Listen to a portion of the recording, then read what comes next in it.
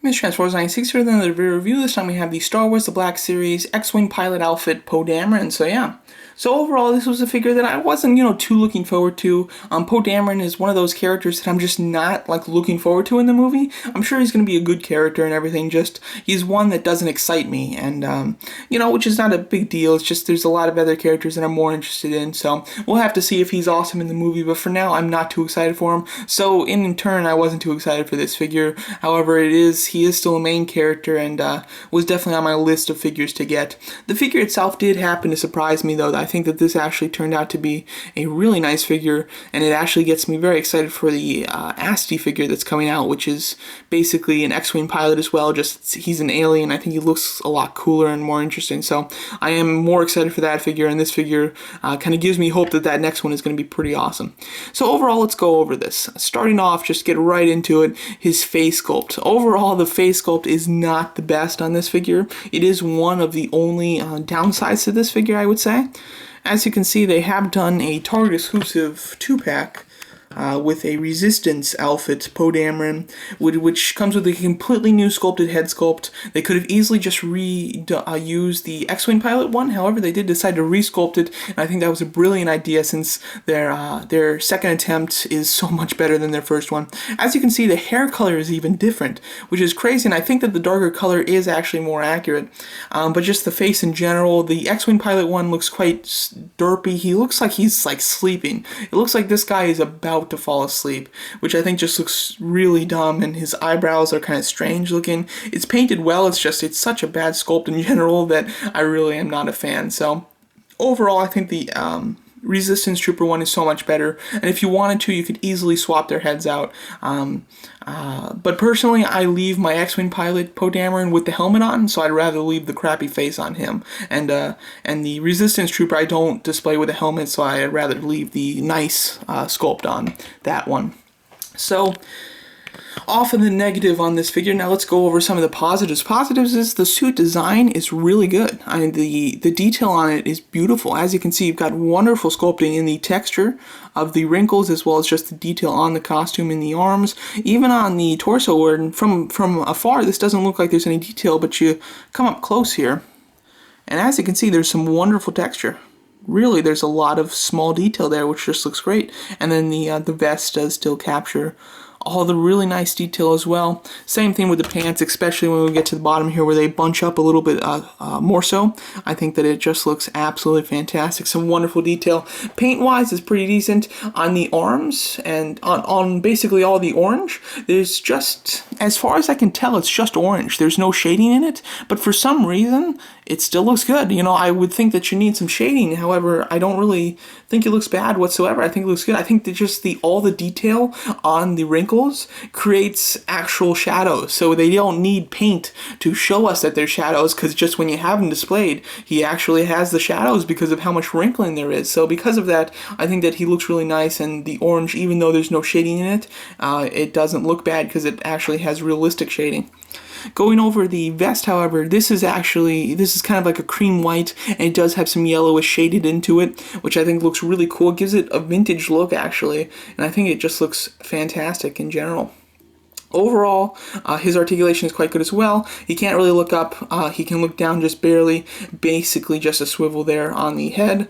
Then he has ball hinge shoulders with hinge swivel elbows, swivel at the glove. Then he has a ball jointed upper torso, which works quite nicely. However, the breathing pack hose is connected to his pocket, and therefore you can't completely twist it. However, you still get tons of range of motion. This doesn't hinder it too much, but there is slightly hindrance when you want to turn him this way. That's about as far to this side as you're going to get him. Then he has a ball jointed hips, which work quite nice and really aren't hindered by these straps. And then he has a swivel at the thighs. Again, same thing goes for this side because the hose is attached over here. The swivel isn't going to go extreme, that's about as far over as it swivels, but that's completely enough, of course. He has double hinge knees, and then he has hinge pivoting ankles. The pivots work extremely well, and then the hinge is really fantastic. Most figures have a really good hinge that move that way, but they're usually in just about every case, hindered when moving up. This guy, as you can see, look at how beautiful that hinge is. You can get such a strong hinge upward on that ankle joint. I am very impressed with it, and I'm pretty happy, and it's such a unique thing. Most figures cannot get that good of a hinge, which leads me to the question as to why not, because I really don't see any reason. As you can see, this is as far up as this one hinges, and this is as far up as it hinges. I don't understand why they couldn't have done the same thing on this boot. I mean, I don't see any reason why this boot wouldn't have as far of a hinge as this one does, but for some reason it doesn't. So I'm not quite sure what their reasoning was for giving it that extra motion. However, I am very happy that they did so. He comes with a couple accessories. He does come with his pistol. As you can see, it is a silver gun, which can fit into either of his hands. I mean, it's meant for his right hand because of the trigger finger, but you can put it in on either side, and with his spare hands, he does also hold them with that hand as well, but it does fit into the holster quite nicely, and then he does have, you can switch out the hands. They're a little bit stiff there, so that you can give him a gloved look as well as an ungloved look. There we go. I'm not going to switch out the other side, but as you can see, it gives them a completely new look, and it doesn't look too bad. I mean, you can see obviously the line there, but with all the wrinkling, the line isn't very noticeable. So overall, it's a great idea to have him be able to switch out his gloves with his regular hands, and something that's actually completely unnecessary. Sorry, I hit the camera there. But, you know, they really could have just stick with the gloves or stick with the hands, and nobody really would have complained or anything. So it is nice that they did give us that option. And then, of course, he comes with his helmet. It is nicely painted, as you can see, which can fit right over his head. The only thing I don't like is on the visor. Let me see if I can get it straight. There we go. On the visor there, though, there is a bit of a black kind of a paint chip there, which I don't like. It's very annoying to me. I don't use this helmet, though, so it really doesn't matter too much. As you can see, he looks good with it. However, I think the helmet that comes with the Resistance outfit Poe Dameron looks cooler.